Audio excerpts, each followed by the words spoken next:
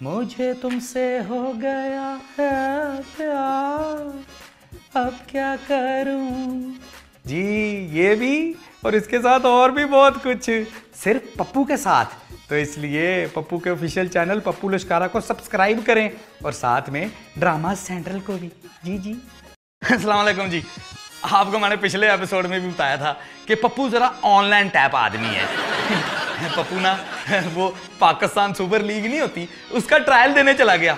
वो तो पागल ही हो गए, इतने मुतासर हुए, इतने मुतासर हुए।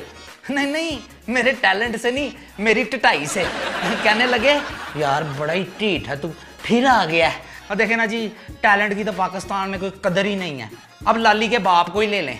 और देखे ना जी, इतना सुपर हिट, इतना कमाऊ पूत किस्म का रिश्ता है। पप्पू लश्कारे का रिश्ता ही नहीं कर रहा। लाली पता नहीं क्यों आज मेरे से बात ही नहीं कर रही।